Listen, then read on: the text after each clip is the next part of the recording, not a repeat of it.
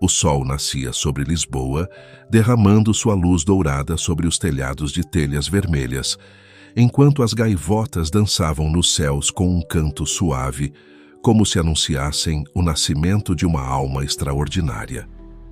Era o ano de 1195, e em uma casa nobre, entre tapeçarias bordadas e muros de pedra, nascia Fernando Martins de Bulhões, que mais tarde seria conhecido como Santo Antônio de Pádua.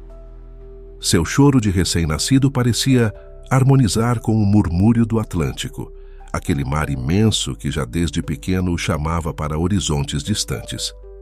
Desde seu berço, as mãos cuidadosas de sua mãe o acariciavam, enquanto seu pai, um cavaleiro respeitado, o observava com orgulho. Lisboa, cidade de comerciantes e guerreiros, de igrejas e praças, se estendia além das janelas, mas o pequeno Fernando parecia ter o olhar fixo em algo invisível, como se dentro dele já ardesse uma centelha de eternidade.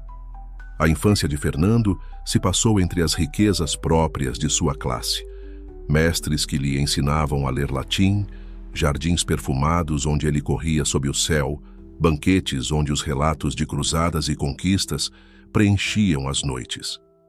No entanto, havia nele uma estranha tristeza, uma melancolia suave, que nem os jogos, nem as festas conseguiam dissipar. Muitas vezes era encontrado nas capelas, ajoelhado diante das imagens de Cristo, perguntando em silêncio: é só isso? Não existe algo maior, algo mais puro do que essas riquezas e essas paredes douradas? Certa noite, enquanto as estrelas cintilavam sobre Lisboa e o vento do mar acariciava as muralhas, Fernando saiu sozinho ao jardim. Levantou os olhos para o firmamento e sussurrou: Senhor, mostra-me o caminho, mostra-me o que queres de mim. E naquele instante, embora não houvesse voz nem sinal visível, seu coração sentiu um estremecimento, como se o próprio céu tivesse respondido. Uma chama se acendia, tênue, mas viva, que o levaria a deixar tudo, absolutamente tudo, para seguir o Mestre. Esta é a história de Santo Antônio de Pádua, o santo que conquistou não com espadas nem coroas, mas com palavras de fogo e milagres de amor. O frade que pregou aos peixes, que converteu hereges com sua doçura, que devolveu a esperança aos pobres e que, séculos depois, continua sendo invocado por milhões como o santo das causas impossíveis. Um homem que, deixando para trás o luxo e a fama, tornou-se pequeno para ser grande, tornou-se pobre para ser rico, tornou-se de todos para pertencer apenas a Deus. Lisboa resplandecia sob o sol do meio-dia, com suas ruelas de pedra vibrando de vida. Mercadores anunciavam especiarias, artesãos batiam metais ao ritmo de martelos e os sinos das igrejas salpicavam o ar com notas de bronze. No meio dessa cidade de contrastes, em uma casa senhorial perto do Castelo de São Jorge, crescia o pequeno Fernando Martins de Bulhões, cujos olhos grandes e pensativos pareciam guardar segredos que nem ele mesmo sabia decifrar. Fernando, filho de uma família nobre, não conhecia a escassez nem a fadiga do povo. Seu pai, cavaleiro a serviço do rei, era um homem de palavra firme e exigências precisas, enquanto sua mãe, dama piedosa e generosa, lhe transmitia desde o berço os ensinamentos de Cristo. Nos amplos salões decorados com tapeçarias, entre bíblias iluminadas e crucifixos de marfim, o menino aprendia a ler os salmos e a recitar orações, mas o que mais o fascinava eram os relatos de mártires e santos, essas almas valentes que haviam deixado tudo para seguir o Senhor. Certa tarde, enquanto passeava pelo jardim do palácio da família, Fernando parou ao lado de uma fonte de mármore. As águas claras refletiam seu rosto e, de repente, ele se viu pensativo, como se em seus traços infantis já surgisse um destino profundo. Sua mãe o observava de um banco próximo. "Em que pensas, meu filho?" perguntou suavemente. O menino levantou o olhar e disse: Mãe, como a gente sabe que está fazendo o que Deus quer? A mulher sorriu com ternura e acariciou seus cabelos.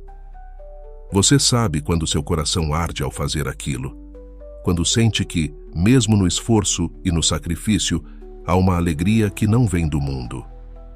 Fernando guardou essas palavras bem fundo em sua alma. Os anos passaram, e enquanto outros jovens de sua idade treinavam com armas ou sonhavam com torneios e conquistas, ele preferia o silêncio das capelas, as bibliotecas do convento próximo, ou as conversas com os cônegos agostinianos, cujos hábitos negros e rostos serenos lhe traziam uma paz estranha. Pouco a pouco, foi crescendo nele uma certeza.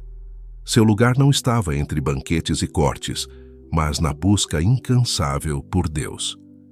Quando completou 15 anos, Fernando falou com seu pai numa noite iluminada pelas velas do salão. Pai, quero entrar para o mosteiro de São Vicente, junto dos cônegos regulares. O cavaleiro, surpreso, deixou cair a faca sobre a mesa. Um mosteiro? Mas, filho, você é de sangue nobre. O mundo espera suas conquistas, não seu confinamento entre paredes frias.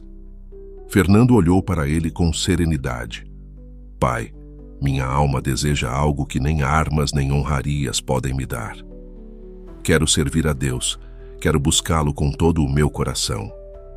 O pai, vencido pela firmeza do filho, baixou a cabeça. Se essa é sua decisão, meu filho, que o Senhor te guie. Assim, Fernando abandonou o esplendor de seu lar e se mudou para Coimbra, onde os cônegos regulares abriram-lhe as portas. Ali, entre cânticos litúrgicos e estudos de teologia, sua inteligência floresceu. Os livros se tornaram sua paixão. As escrituras, os padres da igreja, os tratados de filosofia e moral enchiam seus dias e noites. No entanto, algo dentro dele permanecia inquieto, como se a sabedoria não fosse suficiente para saciar a sede que ardia em seu peito. O ar de Coimbra carregava um perfume de pergaminhos antigos e incenso queimado, enquanto Fernando, com apenas 20 anos, percorria as galerias do mosteiro de São Vicente. As paredes de pedra fria guardavam séculos de saber, mas nem as letras mais refinadas, nem as interpretações teológicas mais sutis conseguiam apagar a chama que ardia em seu coração. Algo o inquietava, algo o chamava para além dos textos. Toda noite, ao se recolher em sua cela, os pensamentos o perseguiam. Seria esse o caminho para o qual Deus o havia destinado? Ou será que o esperava uma entrega ainda maior? Certa tarde, enquanto o sol declinava sobre os telhados avermelhados da cidade, Fernando ouviu um alvoroço na entrada do mosteiro. Saiu até o claustro e viu chegar uma pequena comitiva franciscana, frades de hábito áspero, descalços, rostos marcados pelo vento e pelas viagens. Carregavam consigo as relíquias de 5 mártires recém-trazidos do Marrocos. Os corpos, mutilados e desgastados, eram recebidos por uma multidão silenciosa, enquanto o superior do convento os abençoava. Entre os presentes, Fernando sentiu o peito apertar. Uma voz interior retumbava em sua alma. É isso que você procura, é isso que você deseja. Naquela noite, Fernando não conseguiu tirar da mente as imagens daqueles homens. Em sua oração, ajoelhado diante do crucifixo de madeira gasta, murmurou: Senhor, eles deram a vida por ti. Eu vivi cercado de conforto, de estudos e palavras, mas minha alma tem sede. Onde me queres? O que me pedes? No dia seguinte, vencendo sua timidez, aproximou-se de um dos frades franciscanos, um homem simples de olhos brilhantes. Irmão, o que os trouxe até aqui? O frade o olhou com calor humano. Viemos honrar nossos irmãos que morreram por Cristo. Viajamos para testemunhar a fé deles. Fernando respirou fundo. Diga-me, como é a vida de vocês? Pobreza, irmão, sorriu o frade. Pobreza, simplicidade e obediência, mas também liberdade, uma liberdade imensa. Pregamos Cristo onde o Espírito nos leva, e se preciso for, entregamos a vida. Fernando sentiu um arrepio percorrer-lhe a espinha. Poucos dias depois, apresentou-se ao seu superior. Padre, tomei uma decisão. Disse com uma calma que escondia a agitação interior. Quero deixar os agostinianos. Quero ingressar na ordem dos frades menores. O prior franziu a testa. Tem certeza, filho? Aqui você tem prestígio, segurança, estudo. Vai trocar isso pela incerteza de uma ordem mendicante? Fernando assentiu, decidido. Meu coração não está aqui. Está lá fora, com os pobres, com os que precisam ouvir a palavra de Deus. Assim, deixando para trás o nome que o acompanhara toda a vida, Fernando vestiu o hábito franciscano e adotou um novo nome, Antônio, em homenagem a Santo Antão, o grande monge do deserto. Sua transformação foi radical, do claustro acadêmico para a inclemência das estradas, dos pergaminhos iluminados para o pó das aldeias humildes, do silêncio dos estudos para a voz ardente do pregador.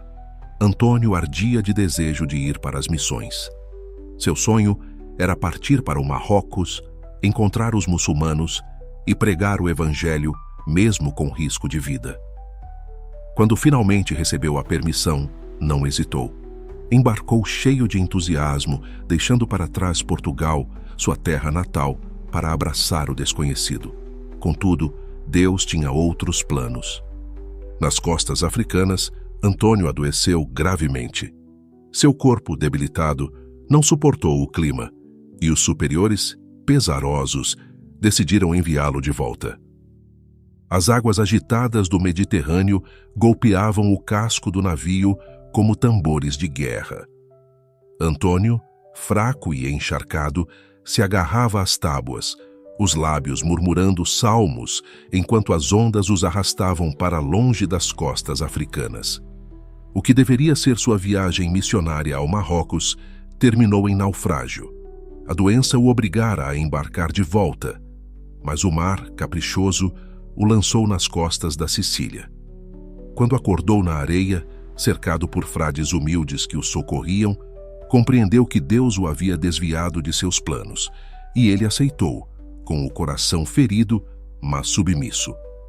Nos meses seguintes, Antônio permaneceu no pequeno convento de Messina, ajudando na cozinha, recolhendo lenha, rezando em silêncio. Ninguém sabia que aquele frade calado, de olhos profundos, era um brilhante teólogo formado entre os melhores mestres de Coimbra. Antônio guardava seus conhecimentos, convencido de que Deus o queria escondido. Mas o Espírito Santo tinha outros planos. Um dia, em Forli, durante um encontro entre frades franciscanos e dominicanos, o pregador designado não pôde comparecer, e o superior pediu que algum irmão improvisasse uma reflexão. Os frades se entreolharam, desconfortáveis. Então, o superior olhou para Antônio, que estava ao fundo, quase invisível. Irmão Antônio, quer compartilhar algumas palavras? Antônio, surpreso, hesitou por um instante, mas obedeceu. Levantou-se lentamente, caminhou até o centro e começou a falar. O que se seguiu foi como um rio transbordando. As palavras brotavam de Antônio com uma eloquência irresistível, uma mistura de sabedoria e paixão que deixou todos maravilhados. Citava as Escrituras com precisão, iluminava os textos com exemplos vivos, e sua voz, quente e firme, mantinha a assembleia presa a cada frase. Quando terminou, um silêncio profundo tomou conta da sala, seguido por um murmúrio de admiração. "Quem é esse homem?" sussurravam alguns frades. "De onde saiu esse pregador?" A notícia correu como o vento. Logo, São Francisco de Assis, o poverello, ouviu falar daquele jovem frade português que ardia em palavras de fogo. Francisco, sempre prudente, decidiu conhecê-lo. Num encontro simples, sob uma oliveira nas colinas de Assis, Os dois homens se encontraram. Francisco, pequeno, magro, de barba grisalha, olhou fixamente para Antônio. Irmão, me dizem que você sabe ensinar. Antônio inclinou a cabeça humilde. Nada sei, senão pela graça de Deus. Francisco sorriu, com aqueles olhos brilhantes que misturavam ternura e astúcia. Então vá, Antônio, ensine os irmãos, pregue ao povo. Faça isso com o coração de um pobre, não com o orgulho de um sábio. Antônio sentiu um fogo nascer em seu peito. Assim farei, Padre Francisco, disse em voz baixa. Farei por amor a Cristo. E assim começou sua missão pelas terras italianas. Antônio percorria povoados e cidades, de Pádua a Rímini, de Verona a Bolonha, pregando em praças, igrejas, estradas. Sua fama crescia como um vendaval. As pessoas se aglomeravam para ouvi-lo. Os comerciantes abandonavam seus postos. Os soldados largavam suas armas. As mães traziam seus filhos doentes. Sua voz, forte e clara, era capaz de alcançar os últimos recantos. E sua palavra, doce mas firme, tocava até os mais endurecidos. Um dia, em Rimini, ao ver que os hereges não queriam escutá-lo, Antônio voltou-se para o mar. Já que os homens não querem me ouvir, falarei aos peixes, exclamou. Ajoelhou-se na praia e começou a pregar. E, segundo contam, milhares de peixes surgiram à superfície como se o escutassem. A multidão, ao ver o prodígio, caiu de joelhos, vencida pelo milagre. Outro dia, um herege desafiou sua fé, negando a presença real de Cristo na Eucaristia. Antônio, calmo, propôs uma prova. Deixariam uma mula sem alimento por 3 dias, e depois a colocariam diante de um feixe de feno e diante da hóstia consagrada. Quando chegou o momento, o animal, em vez de se lançar sobre o feno, ajoelhou-se diante da Eucaristia. O povo explodiu em aplausos e muitos se converteram naquele dia. Mas não eram apenas milagres e palavras. Antônio era um homem de coração compassivo, próximo dos pobres, protetor dos humildes, defensor das viúvas e órfãos. Ia às prisões, consolava os enfermos, reconciliava inimigos. Não buscava fama nem aplauso, buscava almas, corações, vidas transformadas. Enquanto viajava, Antônio escrevia sermões cheios de poesia e profundidade, que séculos depois seriam reconhecidos pela Igreja como verdadeiros tesouros de sabedoria. Tornou-se o primeiro mestre de teologia dos franciscanos, formando gerações de frades que continuariam seu trabalho. E em cada cidade, em cada canto, as pessoas diziam a mesma coisa. É um santo, é um homem enviado por Deus. Antônio, no entanto, apenas sorria, levantava os olhos ao céu e murmurava no segredo do coração: Senhor, não a minha glória, mas a ti, que fazes maravilhas entre os humildes. Os sinos de Pádua ecoavam sobre os telhados, chamando uma multidão que já lotava a praça muito antes de Antônio chegar. Era um mar de rostos, comerciantes deixando suas balanças, camponeses com as mãos ainda cobertas de terra, mulheres com crianças no colo, idosos apoiados em bengalas. Todos esperavam pelo frei franciscano, cujo nome era sussurrado por toda a Itália como um eco de esperança: Antônio, o pregador de fogo. Quando ele apareceu, caminhando descalço entre o povo, com seu hábito simples, os murmúrios cessaram. Tinha o rosto fino, os olhos ardentes e uma calma que parecia envolver tudo ao redor. Subiu numa pequena plataforma improvisada, levantou a mão pedindo silêncio e começou a falar. Não precisava gritar. Sua voz era clara, quente, e cada palavra caía como semente em terra sedenta. Irmãos, disse ele, de que vos servem as riquezas, se endurecem o coração? De que serve o poder, se esquece os pobres? Olhem para Cristo, que sendo Senhor se fez servo, que sendo rico se fez pobre por nós. As palavras deslizavam pela multidão como línguas de fogo. Homens que haviam chegado rindo agora enxugavam lágrimas. Mulheres que tinham vindo por curiosidade apertavam o peito, sentindo algo acender bem no fundo da alma. As crianças olhavam fascinadas para aquele frei que parecia falar não só com a boca, mas com os olhos, as mãos, com todo o ser. Um dia, durante uma pregação em Bolonha, um homem tentou interrompê-lo, gritando do fundo da multidão: "Mentiroso, charlatão, onde estão as suas provas?" Antônio olhou para ele com uma doçura desconcertante. "Irmão, não te peço que acredites em mim. Peça a Deus que toque teu coração. Quando sentires o amor dele, não precisarás de provas, porque a fé arderá dentro de ti."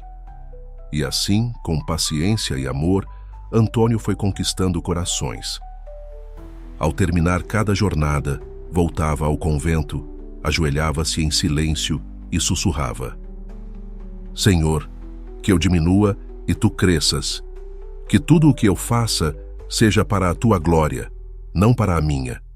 Sua vida era marcada por milagres que o seguiam como uma sombra luminosa. Contava-se que devolvia a saúde a enfermos com uma simples oração, que crianças desaparecidas eram encontradas por seus pedidos, que os pecadores mais duros se quebravam ao ouvi-lo. Um homem, desesperado porque seu filho pequeno havia caído num poço, correu para buscá-lo. Antônio inclinou-se, rezou sobre o poço e logo a criança foi encontrada sã, retirada das águas como uma oferta viva. Mas talvez seu maior milagre fosse o efeito de suas palavras. Não eram apenas discursos, eram um sopro do Espírito. As multidões saíam transformadas, reconciliadas, mais decididas a amar e perdoar. Numa noite, um irmão do convento espiou pela fresta da porta de sua cela. Antônio estava ajoelhado e sobre seus braços brilhava uma figura luminosa, o menino Jesus, que sorria para ele e o abraçava. Quando Antônio percebeu que era observado, a luz desapareceu suavemente e ele, sem raiva, apenas sorriu e disse: "O Senhor só se deixa ver por amor, nunca por curiosidade." Antônio sabia que seus dias estavam contados, a intensidade de sua vida o havia desgastado. Mas, longe de temer, preparava-se com alegria. "Irmão meu", disse ele a um jovem frade que o ajudava, "logo irei ao encontro do amado.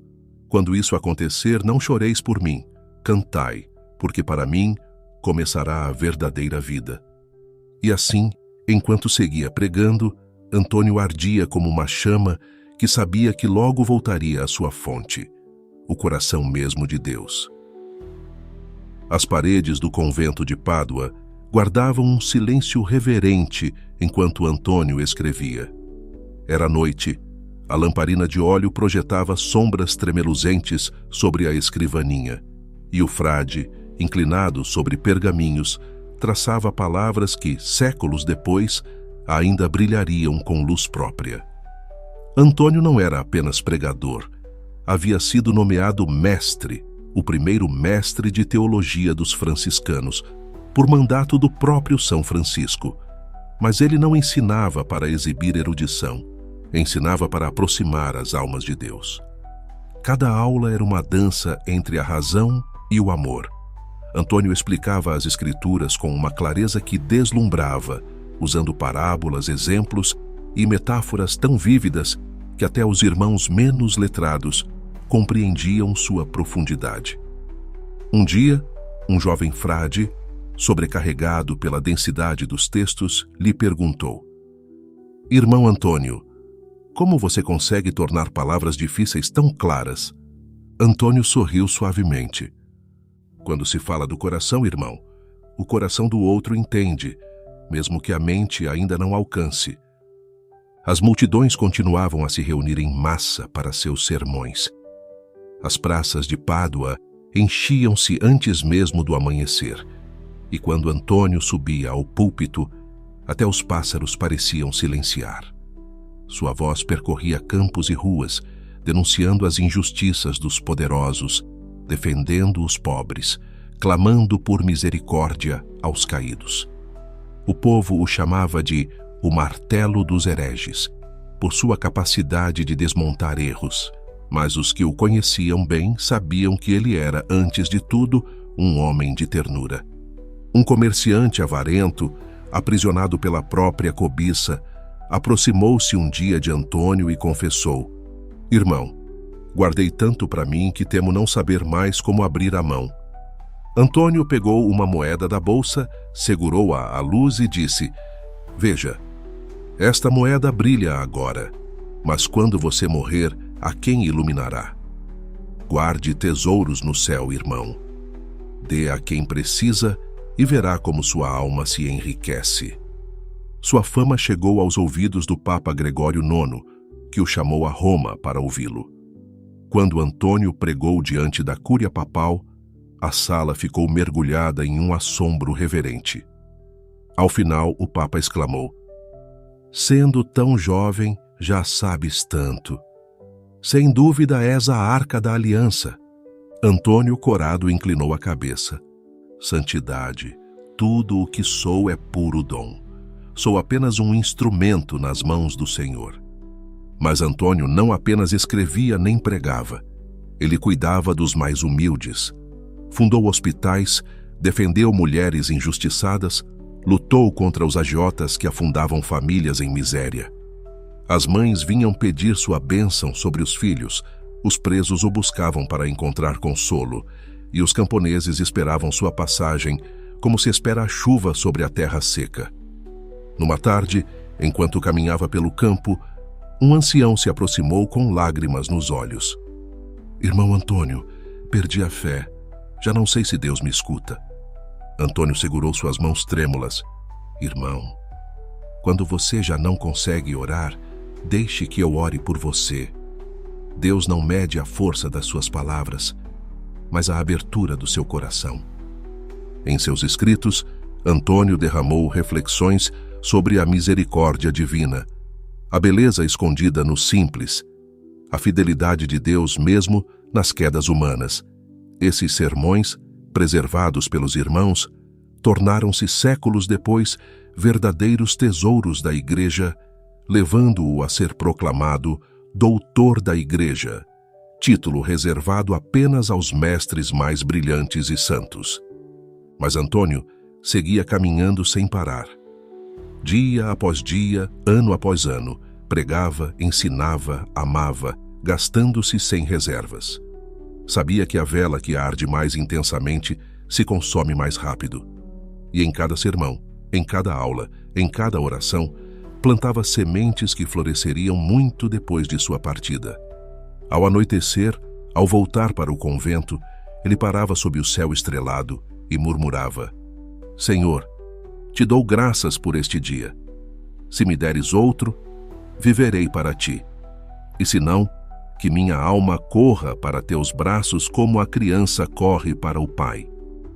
O corpo de Antônio, antes ágil e resistente, começava a se curvar sob o peso dos anos e de tantas jornadas incansáveis. Já não podia percorrer as aldeias como antes, nem suportar longas horas de pé nos púlpitos, mas seu espírito ardia como nunca. Nos dias finais, o frade retirou-se para um pequeno eremitério em Campo Sampiero, perto de Pádua, sob a sombra de uma grande nogueira que lhe servia de refúgio. Ali, entre simples celas de madeira e o sussurro do vento nas folhas, preparava-se para o último encontro, o abraço definitivo com o amado. Os irmãos o cercavam com ternura. Um deles, Frei Lucas, costumava se aproximar todas as tardes para ajudá-lo a caminhar. "Irmão Antônio, quer que eu leia um salmo para você?" perguntava preocupado ao vê-lo tão exausto. Antônio, com um sorriso suave, balançava a cabeça. "Não, Lucas, deixe-me ouvir o salmo das árvores. Elas cantam sem palavras e suas folhas me falam do paraíso." Apesar das forças diminuídas, ele continuava ouvindo confissões, dando conselhos, abençoando crianças, consolando os aflitos. Sabia que não lhe restava muito tempo, mas aceitava isso com serenidade. Numa noite, Enquanto os frades rezavam as vésperas, Antônio levantou a cabeça e uma luz suave iluminou seu rosto. Segundo os testemunhos, naquele momento, apareceu o menino Jesus em seus braços, abraçando-o com ternura. Quando os irmãos abriram a porta, a visão desapareceu, e Antônio, sorrindo, apenas disse: "Ele me visitou, e logo virá me buscar." A última viagem foi feita em uma carroça puxada por bois. Ele quis voltar a Pádua, mas ao chegar a Arcela, nos arredores da cidade, sentiu que suas forças o abandonavam. Deitaram-no em uma cela simples e ali, rodeado por seus irmãos, pediu que cantassem o hino Gloriosa Senhora. Seu rosto estava pálido, mas sereno, como quem espera por um amigo querido. "Irmão Antônio", sussurrou Frei Lucas, segurando sua mão. "Quer mais alguma coisa?"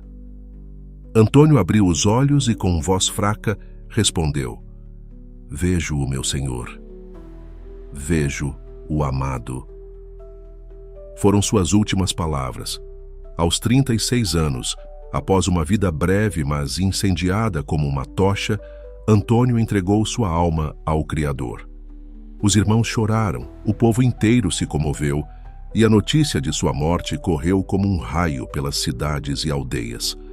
No dia seguinte, multidões chegaram para tocar seu hábito, beijar suas mãos, arrancar pequenos pedaços de sua túnica como relíquias. O clamor do povo era unânime: "Santo! Santo já! Antônio é santo!" Os milagres começaram imediatamente. Cegos recuperavam a visão, enfermos saravam ao invocar seu nome, corações endurecidos encontravam o caminho do perdão. Apenas um ano depois, o Papa Gregório IX o canonizou, em uma cerimônia onde os fiéis gritavam de júbilo. Ele se tornou um dos santos mais rapidamente canonizados na história da Igreja. E assim, Antônio, o jovem nobre que deixou as riquezas, o frade que abraçou a pobreza, o pregador que incendiou a Itália com sua palavra, o mestre que iluminou mentes e o santo que abraçou o menino Jesus, tornou-se um dos padroeiros mais amados da cristandade. A partir de então, em qualquer lugar onde alguém perdesse algo, um objeto, uma causa, um caminho, a esperança, rezaria-se ao santo de Pádua, ao buscador incansável, ao homem que encontrou Deus e nos ensinou a todos a buscá-lo. Seu túmulo na Basílica de Pádua continua recebendo milhares de peregrinos todos os anos, que chegam com preces, lágrimas e promessas. E entre os muros perfumados de incenso, seu espírito parece sussurrar a cada um: "Não tenhas medo de buscar, não tenhas medo de amar, não tenhas medo de perder tudo por aquele que é o tudo." A cidade de Pádua guarda um silêncio reverente quando a noite cai. Entre as colunas de sua majestosa basílica, onde as velas tremeluzem como estrelas cativas, repousa o corpo de Santo Antônio. E, no entanto, quem se aproxima para rezar junto ao seu túmulo, sente que ali não há apenas ossos antigos nem mármore frio. Ali pulsa, invisível, o coração ardente de um homem que nunca deixou de buscar. Antônio não foi um santo distante nem inatingível. Foi um jovem que renunciou ao conforto de uma cuna dourada, um frade que abraçou a pobreza com um sorriso, um mestre que não desprezou ensinar o mais simples, um pregador que falou com palavras de fogo às multidões e que, quando estava sozinho, sussurrava seu amor ao menino Jesus. Foi, acima de tudo, um buscador incansável. Do rosto de Deus, da alma perdida, do pecador desviado, do pobre que precisava de consolo, daquele que havia perdido a esperança. Ao longo dos séculos, Antônio tornou-se o santo das causas perdidas. Não apenas por ajudar a encontrar chaves desaparecidas ou cartas perdidas, mas por devolver o mais profundo: a fé quebrada, a confiança ferida, a paz do coração. Em cada canto do mundo, desde humildes capelas do interior até as grandes catedrais, erguem-se imagens suas, com o lírio na mão, o livro do Evangelho aberto, o menino Jesus nos braços e sempre, sempre, aquele olhar terno e ardente que parece dizer: você não está sozinho, ainda há caminho, ainda há luz. E aqui Antônio não ficou preso às páginas da história. Ele permanece vivo em cada oração murmurada por um idoso que busca forças, em cada mãe que lhe suplica por um filho perdido, em cada jovem que pergunta ao céu qual é seu propósito, em cada pobre que confia em sua intercessão. Seu nome é um eco eterno que atravessa os séculos, lembrando-nos que, quando nos sentimos perdidos, basta voltar o rosto para Deus, e sempre haverá um caminho de volta.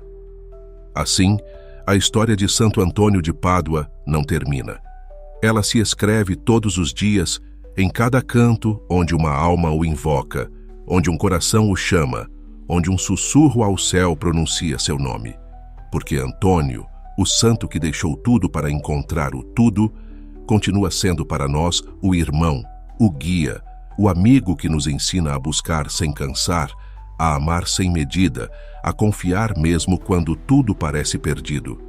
Que ao ouvirmos sua história, não o vejamos apenas como um personagem do passado, mas como um companheiro do presente.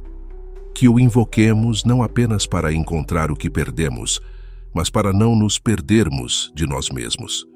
Que, como ele, tenhamos a coragem de arder de amor e de ser buscadores incansáveis do rosto de Deus. Santo Antônio de Pádua, buscador incansável, pregador ardente, amigo dos pobres, espelho de Cristo, rogai por nós.